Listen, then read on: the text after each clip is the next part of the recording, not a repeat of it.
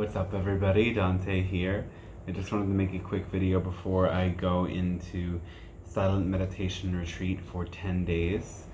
I'm looking forward to it, and I'm also kind of nervous. And I will make a video about my full experience afterwards.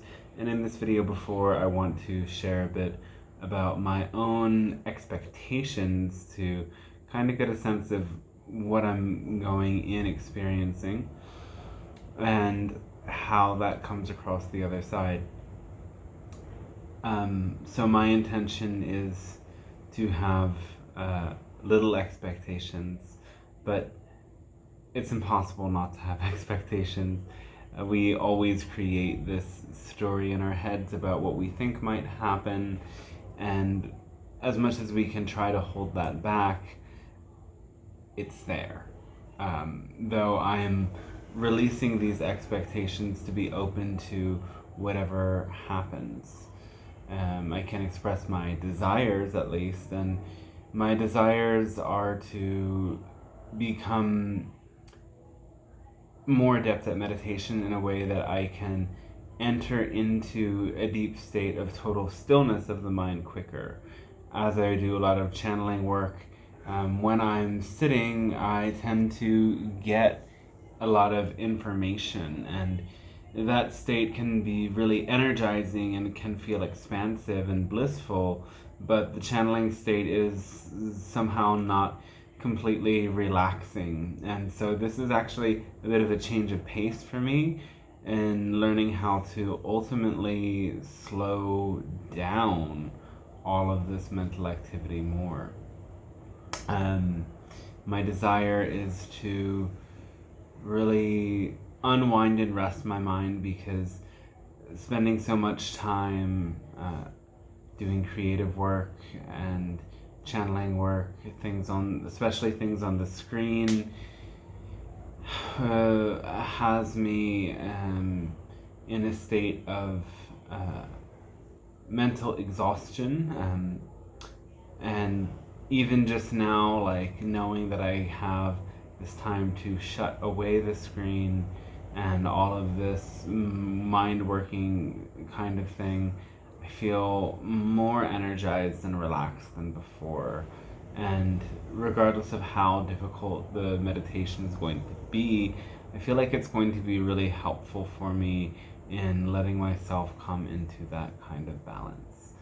I also think that this is going to be really challenging at first, and then I think it's going to get easier, but I think that I'm the kind of person with such an active mind that it will never fully be easy.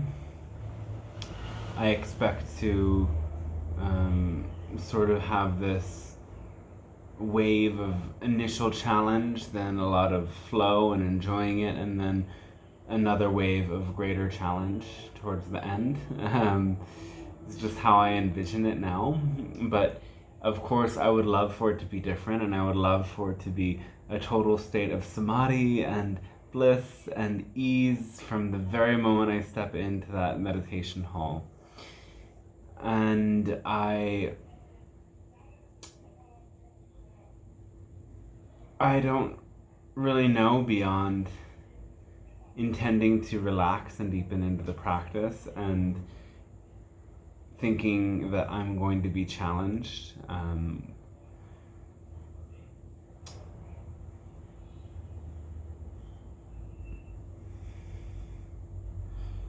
A lot of people I know claim to really love these experiences.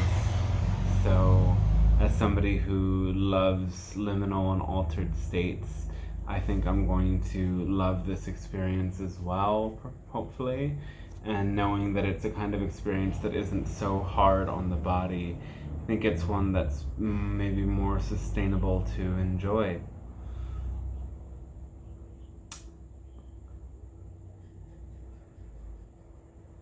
It's been a lot for me to just prepare to leave behind life and communications and online world and everything for 10 entire days. And I feel like I've been slowly winding my days down and being more limiting with my energy, more yin, more relaxed, up until the very last day when I'm like, oh my god, it's about to begin, what do I do? And today I've expended a lot of energy and gone all around and tried to wrap up a lot of things and even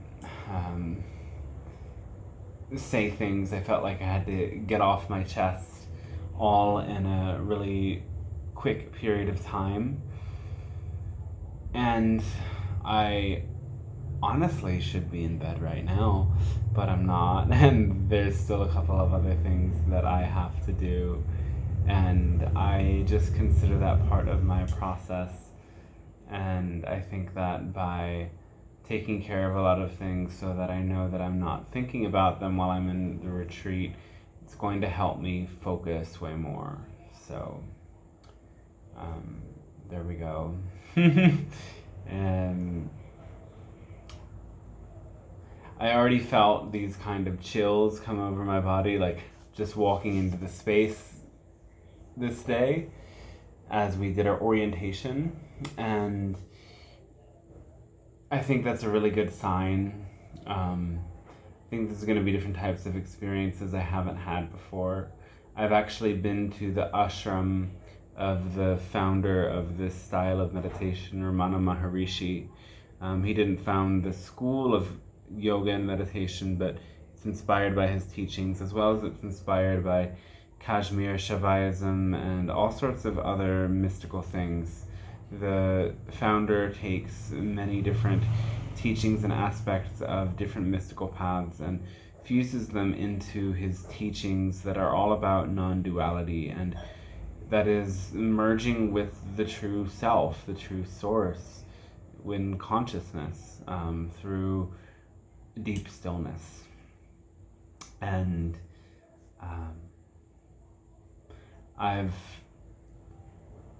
felt really powerful things at that ashram in India. I was first introduced to the school of yoga actually 11 years ago, but I wasn't called to it at the time. Though I did have very powerful experiences in the yoga classes, and it taught me about slowing down awareness more, and that's always stuck with me. And I think that this practice, this retreat, is going to be life-changing, and I've shared some of what I anticipate, but I know that I don't actually know what's coming across the other side.